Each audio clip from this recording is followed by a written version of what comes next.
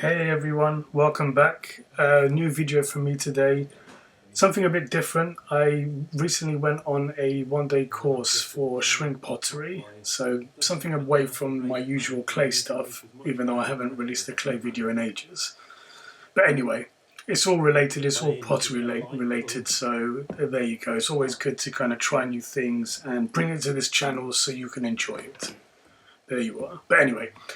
So yeah, shrink pottery is essentially making pots out of green wood. So green wood is, if you don't know, just very quickly, it's essentially wood that's been freshly cut and it's more or less kind of damp. And what you can see there is that you use a really sharp knife to carve out the wood and make pots out of. So here what we did was kind of make a little egg thing. I don't know what they call those. Yeah, basically a cup where you put egg on it.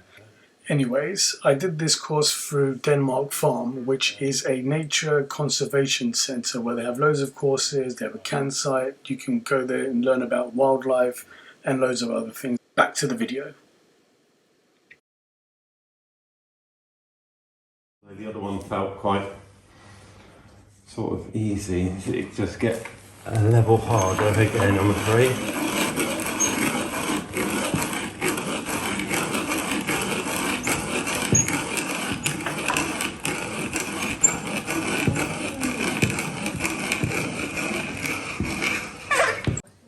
Okay, so now it was my turn to try and drill this big hole into this really thick piece of wood.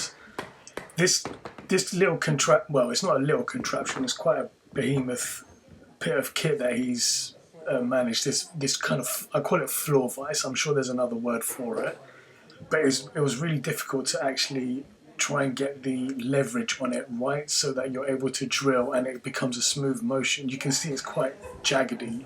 This is quite a long clip, so you'll be able to see that it's not the motion of going around is not smooth, and that's because the leverage needs to be right. Essentially your left foot needs to kind of be next to where the like it is now, but even doing that I found it quite difficult and it got stuck quite a lot, so I had to just try and kind of like power through it, and it took me the better half of like 4 or 5 minutes. I filmed the whole of it, and even though it was only 4 or 5 minutes of a clip, it's actually a lot more difficult than you think it is, but there you go.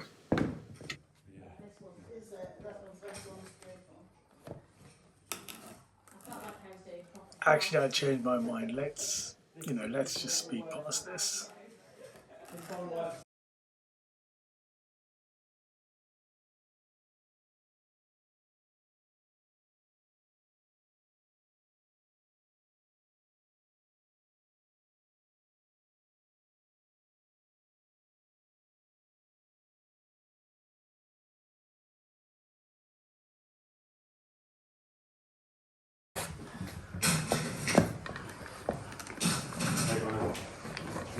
Quietly persevering over in the corner. Look at that. Great. Well done.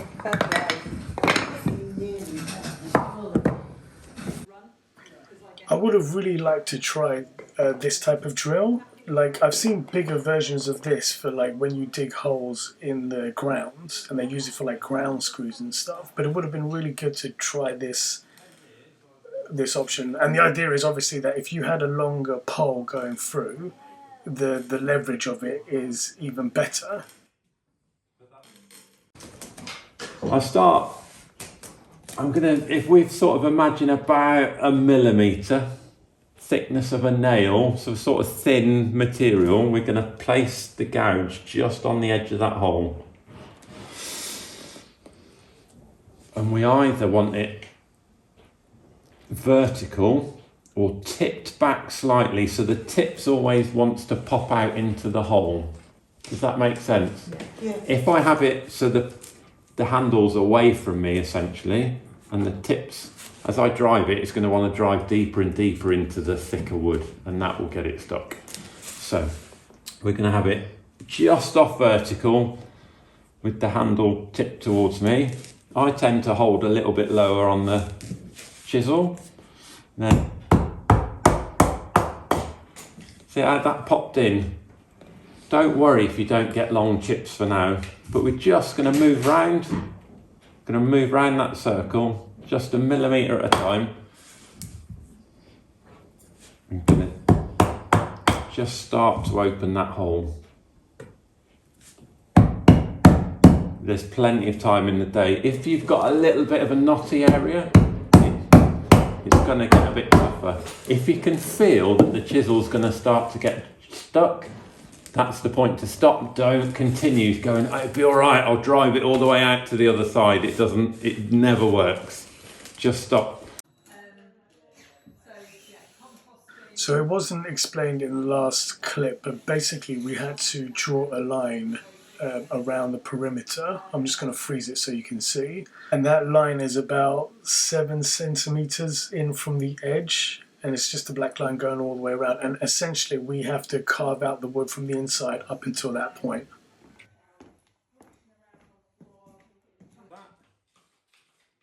Once that was all carved, what Neil asked us to do is to basically just carve out a groove on the inside about 1 centimeter up from one of the ends. And essentially that is where the bottom of the pot is going to be. And you're going to kind of slot a thin piece of wood into that groove.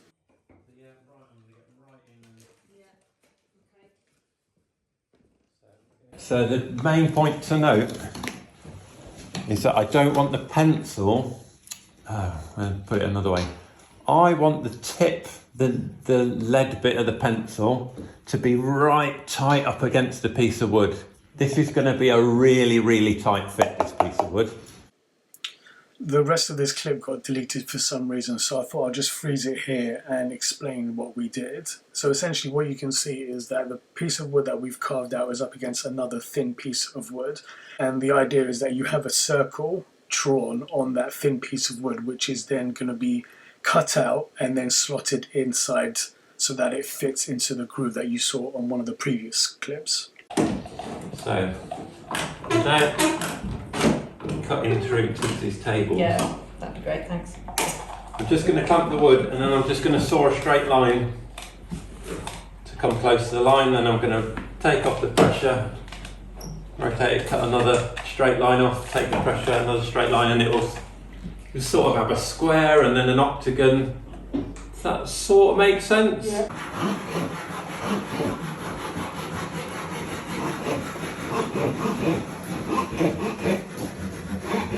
I've then created this chamfer on the side, on both sides, so I've sort of got an even sort of 3-4mm border around the outside edge. What I've also done is, because the original line that you made on your disc was from the inside, so I can work upside down, I've transferred that line just on the edge and on the other side and written a B for bottom. You can write anything you like that just means that it's the underside. So now I can work this way around. So once you're at this stage, you're sort of holding up the disc to the pot. This is quite close. This is about as close as we need it. It needs to just squeak down into that groove. I'm going to very lightly tap it with this. If I've got to hit it more than just the tiniest little tap, it's too tight and you'll probably just split the disc. If you go and it just pops straight in, it's probably too loose. If it's really tight, you can line up and say, well, I need to take a little bit off here, maybe, or maybe a little bit off. You can sort of eye in and see where you might need to take it.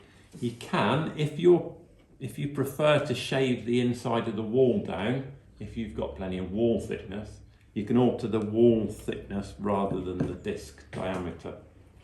That make sense? Yeah. Yeah. But we're going to put this just very gently. I'm starting to hit quite heavily.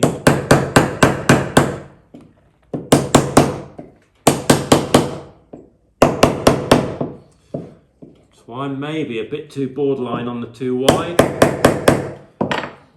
I can stop and look and see if there's anything specifically stopping me. If there's any really wide bit in the bottom of the pot, or whether I just go, oh, I'm just going to drive it a bit more. And that bit is the voice. And that's the point where it goes. I'm gonna risk it. Oh, risk it. I've cut this. I know that this disc is a bit large, so it's a fairly tough wood.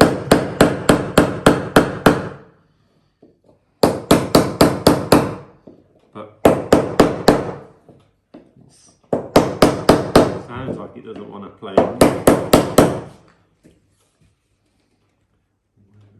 Okay, I'm gonna give up. Just gonna gently pop it back. So you can see exactly where it is. For those that are that close, I can out here. It is a little bit of a cheat. And eventually this is how Neil was able to kind of shave off a little bit to actually slot it in.